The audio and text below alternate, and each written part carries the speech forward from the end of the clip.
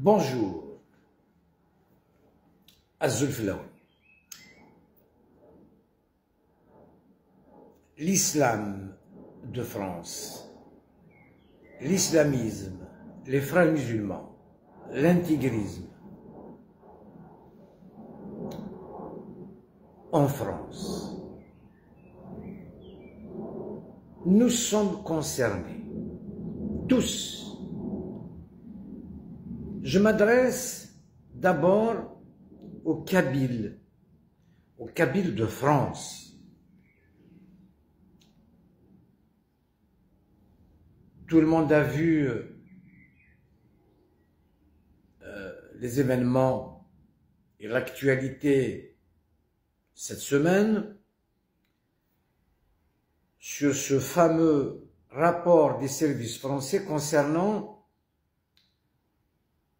l'islamisme, les frères musulmans. Donc, le séparatisme, l'entrisme, le wokisme, un vocabulaire très riche. Tout le monde s'est exprimé. J'ai vu les responsables français, comme j'ai vu les responsables marocains, algériens et autres. La communauté kabyle a toujours fui le débat. Parce que l'islam pratiqué en Kabylie n'est pas le même qu'ailleurs, en Algérie et ailleurs, même en France d'ailleurs. Parce que l'islam qui est accueilli en Kabylie, c'est soumis à l'organisation ancestrale.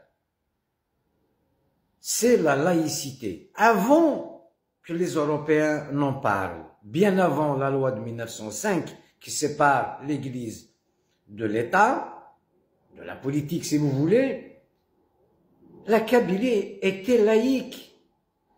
Sejmet a fait face. Ce n'est pas la mosquée qui gérait le quotidien. C'est l'assemblée du village, c'est l'agora. C'est la démocratie, c'est la laïcité. La religion est séparée. On a vécu en dehors de la sphère de l'État depuis la nuit des temps. La Kabylie, un village est une république. La Arche et la Roche, ça fait une nation kabyle.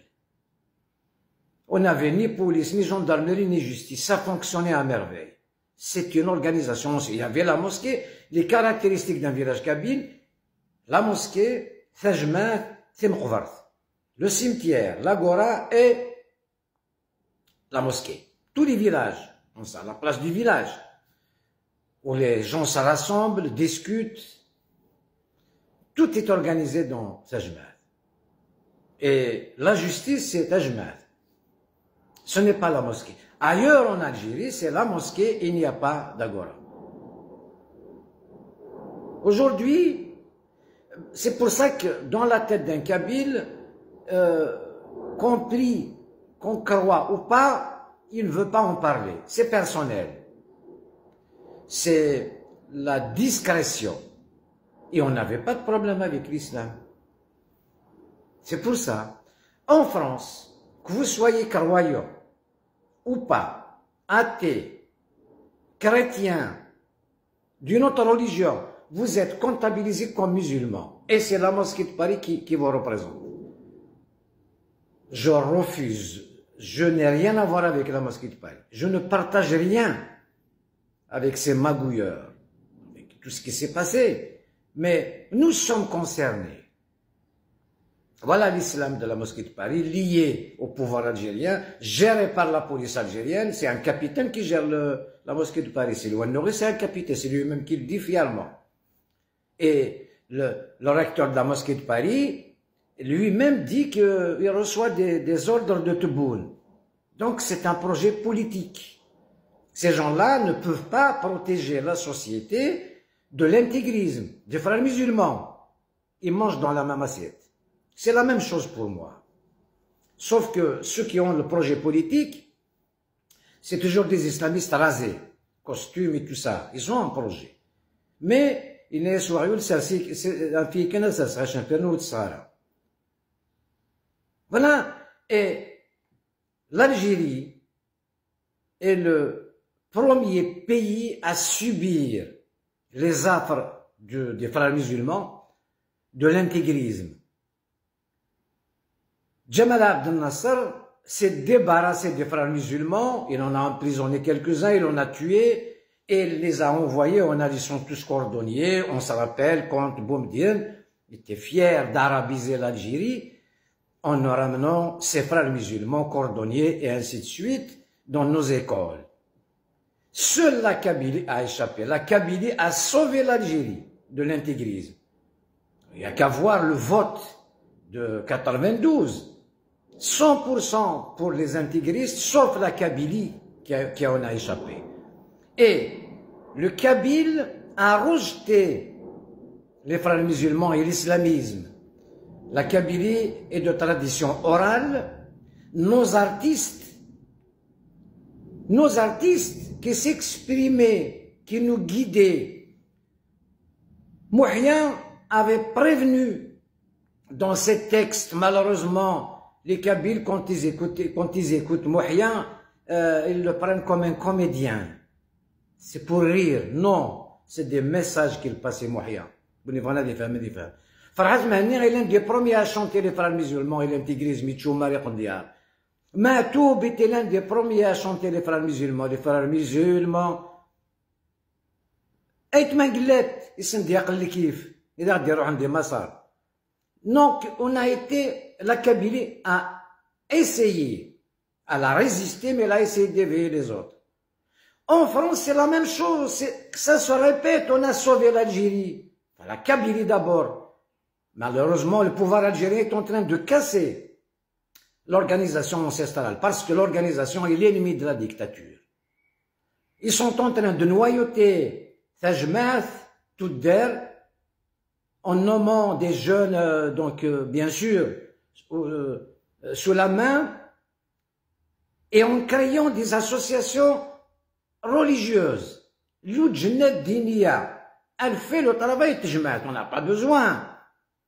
C'est pour infiltrer, casser une organisation. En France, il s'agit de mettre en place la mosquée kabyle. La mosquée kabyle, ce n'est pas construire une mosquée. Ce n'est pas moi qui vais devenir imam. Je ne prêcherai pas. Mais participer à haut niveau dans cette réorganisation de l'islam, l'islam de France a échoué. Il pénètre les cités, tout ça, il crée une identité néfaste. L'islamisme est une arme de destruction massive aux mains de vos ennemis. Cette arme qui est dressée contre vous, elle va vous exploser. Donc on ne fuit pas le débat. On participe au débat. Nous allons faire les démarches auprès du ministère de l'Intérieur chargé des cultes, M. Bruno Retailleau, parce que nous avons notamment à dire, la Kabylie a sauvé l'Algérie, qui est le premier pays à subir l'islamisme, 250 000 morts, ça c'est une tragédie qui a fini dans un bain de sang. La France, où nous vivons, nous avons le devoir de participer au débat. Moi, la mosquée de Paris ne me représente pas. Pas de magouille dans les mosquées, pas d'argent, alors que l'argent, il ramasse, donc l'Algérie donne 3 millions d'euros par an ou plus, on ne sait pas combien, et elle ramasse les offrandes, et surtout le ramadan, vos femmes, même si vous êtes laïcs, vos femmes, dans cette tradition, on sort l'offrande.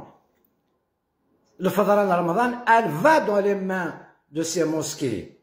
Donc, unissons-nous. La mosquée kabyle, c'est pour participer au débat. Le prêchant kabyle en arabe, on s'en fout. Bien sûr qu'il faut comprendre ce qu'il y a dans les textes.